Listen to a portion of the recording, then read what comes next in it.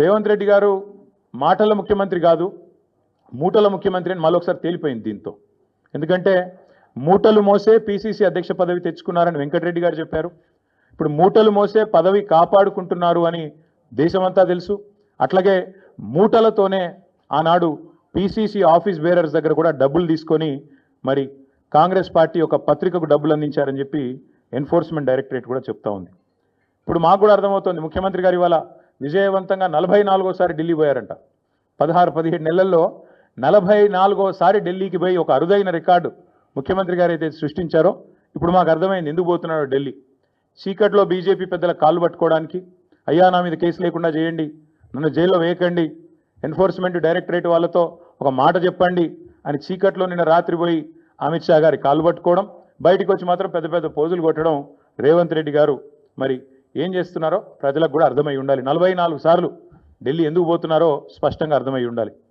ఒక్క ఇటుక పేర్చకుండా, ఒక్క కొత్త ప్రాజెక్టు కట్టకుండా, ఒక్క సంక్షేమ పథకం అమలు చేయకుండా, ఒక్క గ్యారంటీ ఇచ్చిన ఒక్క గ్యారంటీ అమలు చేయకుండా తెలంగాణలో 1,80,000 కోట్ల అప్పు, ఆ డబ్బులు ఎక్కడ పోతున్నాయో ఇప్పుడన్నా మరి తెలంగాణ ప్రజలకు అర్థమవుతుందని నేను అనుకుంటా ఉన్నా.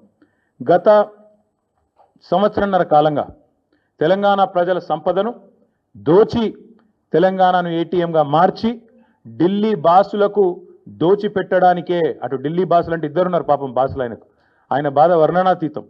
ఒక బాస్ ఏమో అఫీషియల్ బాస్ రాహుల్ గాంధీ గారు, ఇంకొక బాస్ ఏమో అన్అఫీషియల్ బాస్ మోడీ గారు, అమిత్ షా గారు. కాబట్టి అటు ఇటు ఇద్దరిని ప్రసన్నం చేసుకోవడానికి 44 సార్లు ఎక్కే విమానం దిగే విమానం అన్నట్టుగా రేవంత్ రెడ్డి గారి వ్యవహారం నడుస్తూ ఉంది.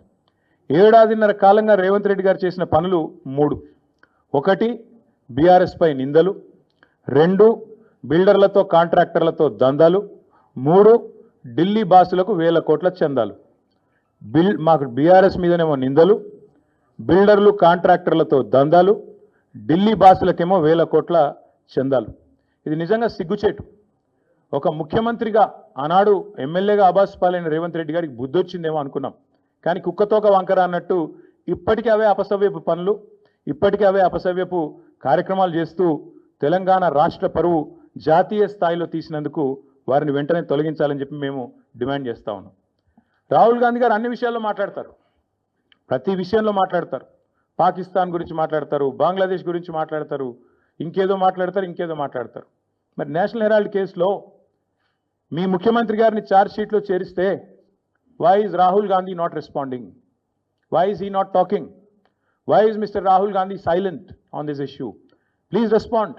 One of your chief ministers along with you has been named in the charge sheet. You are accused 1 and accused 2, and your CM, your chief minister of Telangana, and also the deputy chief minister of Karnataka have been named as people who facilitated money transactions into National Herald and Young India account. ఖచ్చితంగా అడుగుతున్నాం, రేవంత్ రెడ్డి గారు ఎందుకు మౌనంగా ఉన్నారు? మాకు అనుమానం ఎప్పుడు వచ్చిందంటే ఈయన జపాన్ పర్యటన అని చెప్పి ఇక్కడికి వెళ్ళి తప్పించుకపోయినప్పుడు అనుమానం వచ్చింది మాకు. ఆ రోజు జపాన్ అని చెప్పి జపాన్లో ఎవరో ఈయన పిలిచినట్టు ఉరికిండు. చూస్తే కరెక్ట్గా అప్పుడే ఈడీలో A1 A2గా రాహుల్ గాంధీ గారిని, సోనియా గాంధీ గారిని పెట్టారు. దేశంలో ఉన్న కాంగ్రెస్ నాయకులు అందరూ స్పందించారు. కానీ రేవంత్ రెడ్డి గారు ఈ రోజు వరకు ఒక్కసారి కూడా నోరు విప్పలేదు. ఆ రోజు ఎందుకు అనుకున్న వాళ్ళకి ఇవాళ సమాధానం దొరికిందని నేను అనుకుంటా ఉన్నా. ఎందుకంటే రేవంత్ రెడ్డి గారికి తెలుసు ఈ కేసులో ఆయన కూడా ఉన్నాడు, సహజంగానే ప్రభుత్వంలో ఉన్నాడు కాబట్టి, ఇంటెలిజెన్స్ వ్యవస్థ ఉంటుంది కాబట్టి ఆయనకు సమాచారం ఉంది ఈ కేసులో మీరు కూడా ఉండబోతున్నారు అని చెబితే అప్పటి నుంచి ఇప్పటి వరకు నోరు తెరవలేదు. తెరవకపోగా ఢిల్లీ పెద్దలను ప్రసన్నం చేసుకోవడానికి, అక్కడ ఉండే మంత్రులను కాకాబట్టడానికి, మోడీ గారిని, అమిత్ షా గారిని ప్రసన్నం చేసుకోవడానికి, బీజేపీతో మరి ఏదో రకంగా ఒక ఒప్పందం కుదుర్చుకొని ముందుకు పోవడానికి ఆయన మౌనంగా ఈరోజు మౌనంగా ఉండి తప్పించుకునే ప్రయత్నం చేస్తూ ఉన్నారు. ఇవాళ మేము తెలంగాణ ప్రజల తరపున ప్రధాన ప్రతిపక్షంగా, అదేవిధంగా భారత రాష్ట్ర సమితిగా ఈ ఉద్యమానికి, ఈ రాష్ట్రానికి నాయకత్వం వహించిన కేసీఆర్ గారి తరపున మేము అడుగుతా ఉన్నాం. ఖచ్చితంగా రేవంత్ రెడ్డి అయితే తప్పుకోవాలి, లేదా కాంగ్రెస్ పార్టీకి సిగ్గుంటే, కాంగ్రెస్ పెద్దలకు నైతిక విలువలుంటే వెంటనే ఆయనను తొలగించాలి. యడ్యూరప్ప గారు రాజీనామా చేశారు. అప్పుడు యడ్యూరప్ప ఆనాడు ఆరోపణలు వస్తే హౌసింగ్ స్కామ్లో he quit, he stepped aside so that fair investigation could go on. అట్లాగే చాలామంది కేంద్ర మంత్రులు కూడా రాజీనామాలు చేశారు గతంలో. అట్లాగే ముఖ్యమంత్రి గారు కూడా రాజీనామా చేయాలని చెప్పి కూడా మేము డిమాండ్ చేస్తూ ఉన్నాం. రాహుల్ గాంధీ గారు తెల్లారలేస్తే ఆ కాన్స్టిట్యూషన్ బుక్ పట్టుకొని తిరుగుతూ ఉంటారు. న్యాయ యాత్ర అంటాడు, యాత్రలు సంవిధాన్ కో బచావ్ అంటాడు.